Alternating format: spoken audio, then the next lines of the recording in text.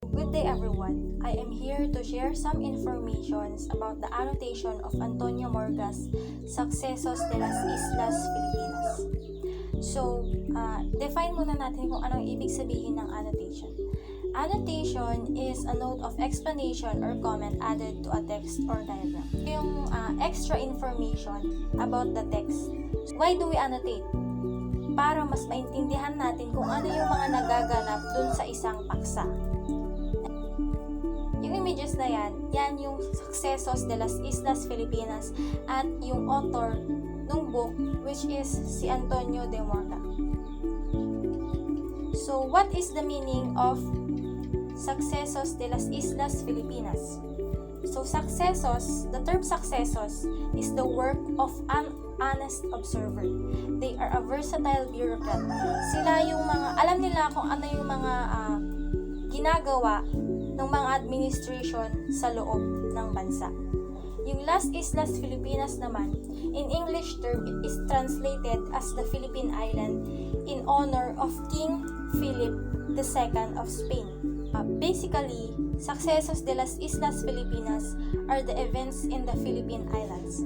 So this is the first book that tackles the history of the Philippines from the colonizers to discovery of the islands.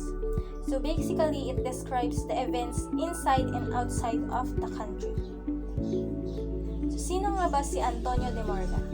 Antonio de Morga is the author of Sucesos de las Islas Filipinas and a Spanish lawyer and a government official, a high-ranking official which is a lieutenant general in particular in the Philippines during the 17th century. He is a historical anthropologist, wrote the first lay formal history of the Philippines conquest by Spain, and a doctorate in canon and civil law. So what is all about Sucesos de las Islas Filipinas? So it is one of the important works of the Philippines because it tackles a colonization of Spain, and it explains the political, social, and economical aspects of the colonizer and the colonized country. And the content of the book is based on the experience and observation of Antonio de Morga and annotated by Jose Rizal with a prologue by Dr. Ferdinand Blumentritt. Si Dr. Ferdinand Blumentritt ay siya yung nag-encourage kay Jose Rizal na gumawa siya ng bagong version nung book which is the Sucesos de las Islas Filipinas. So si Dr. Jose Rizal, siya yung secondary source of the book dahil nga dun sa annotations niya. The work has 8 chapters. So the chapter 1, it is the Magellan and Legazpi Seminole Expedition.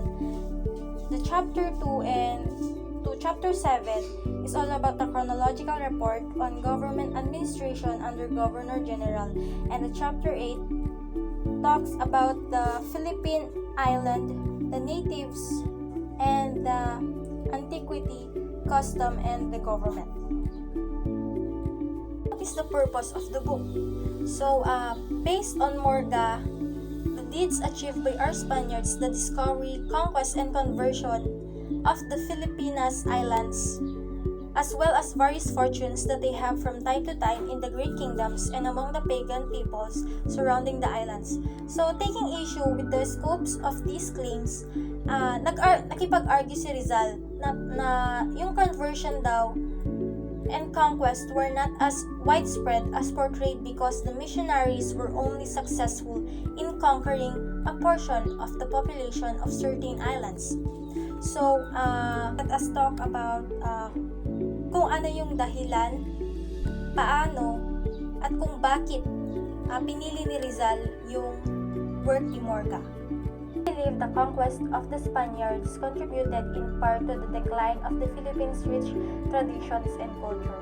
So, nung kinolonize kasi tayo ng mga Spaniards, na-influensyahan nila tayo through their religion, which is Christianity. At dahil doon, unti-unting nawawala or nakakalimutan na yung mga kultura ng mga Pilipino. Why Rizal chose Morga's work? So first, because it is objective. Ibig sabihin, totoo, hindi imagine.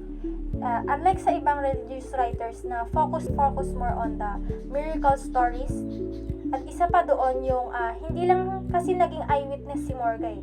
Isa din siya sa mga nakaranas. Experience niya din. Isa siyang major actor during that time. How did Rizal know about Morga's work? Nakita ni Rizal yung book nung nasa London siya. At he hand-copied the whole 351 pages of the book and annotated every chapter of it. Siya ni Rizal, sinasabi niya na may culture na dati ang mga Pilipino bago pa man dumating yung mga Spaniards at saka advanced na din tayo noon. So ano nga ba yung purpose ni Rizal kung bakit inannotate niya yung work ni Morga?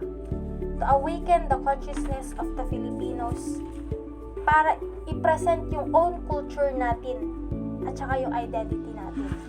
Next, to correct what has been distorted about the Philippines.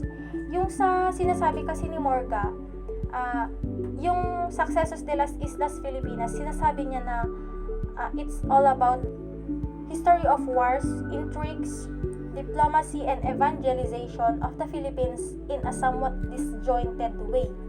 While sinasabi ni Rizal na Morga has a definite bias and would often distort facts or rely on invention to fit his defense of Spanish conquest. Lastly, to prove that the Filipinos are civilized or advanced.